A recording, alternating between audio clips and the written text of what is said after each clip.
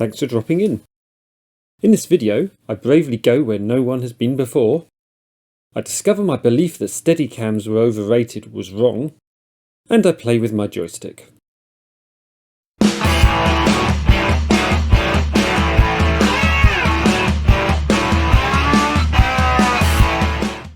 A few videos ago, I mentioned that I had come across an old Microsoft Sidewinder Precision Pro joystick for £5. This analog monster was pretty much the joystick gold standard back in the late 1990s, and this one even has its original receipt in the box from 1998. The problem with getting these to work on modern computers, other than that there are no drivers anymore, is that they use the old gameport socket, or formerly known as the DA15. Being the standard for plugging in joysticks and MIDI devices in the 1980s and 1990s, it was originally sold as its own standalone add-in card, before then being introduced and integrated into sound cards, most notably the Creative Sound Blaster series and its clones. Later, when basic sound became integrated into the motherboard, this port also became integrated, before being superseded by USB devices around the early 2000s. You can get gameport to USB adapters, but I believe the mileage varies, as I believe in order to get multiple axes and buttons to work, companies came up with their own COM standards. So in order to try this out, as mentioned in the earlier video,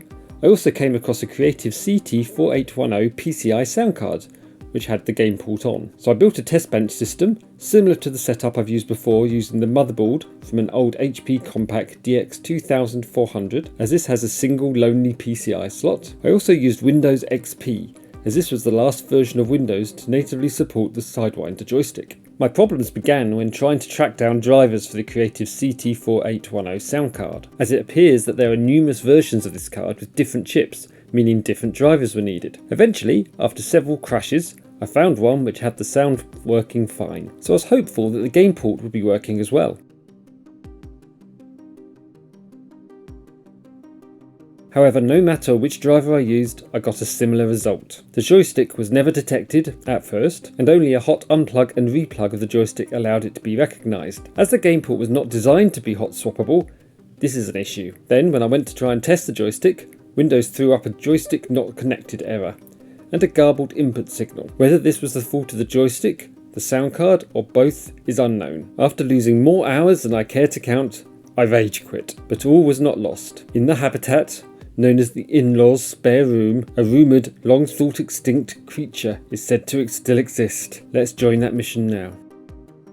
Now, after walking for hours, past the teapots and April Violet potpourri, I have made it to the limit of the known world, here in the domain known as the in-laws. Through this door, in the region known as the spare room, we hope to hunt down the entity not seen for decades. As with all spare room entities, it is likely to be hiding in the most inaccessible areas.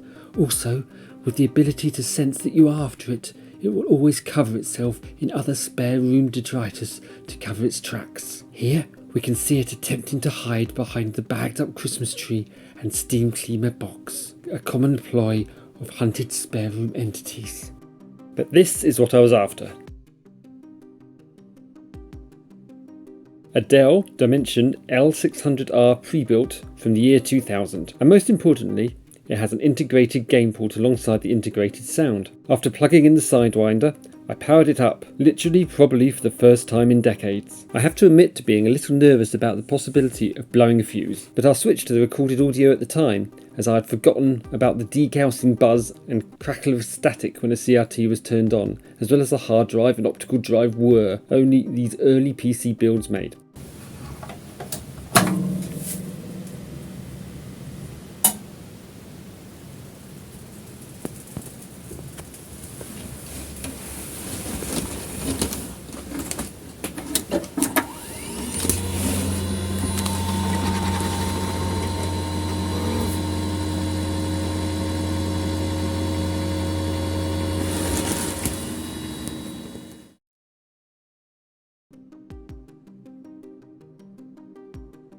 But slightly surprisingly, and probably a nod to the quality of Dell builds at the time, it booted into Windows XP without an issue.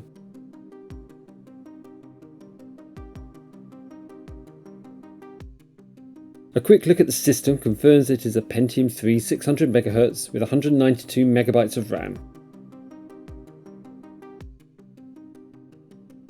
It was then as simple as heading into the game controller settings, adding a new controller and selecting the Microsoft Sidewinder Auto Detect option.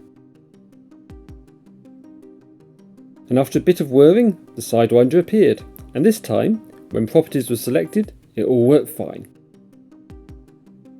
And all axes and buttons on the joystick were working.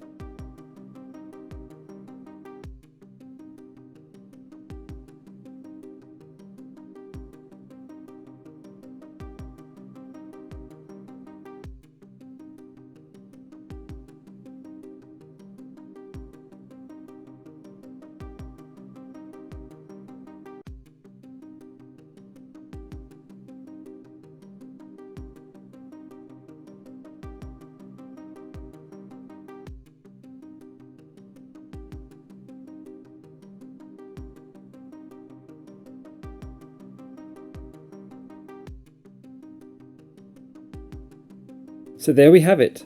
There's nothing like old kit to try out old kit. I'm not really into flight sims or the types of games a joystick like this is meant for, so this will be going on eBay to recoup some money. Thanks for watching. Personally, I find retro sound cards to be one of the hardest bits of kit to get working. I'm not sure if they're just more inclined to break than other components, or that the drivers are a bit of a mare due to the variations OEMs of the cards, for example. Do you find the same? Please like and subscribe if you like this video, and leave a comment, and I'll see you again soon.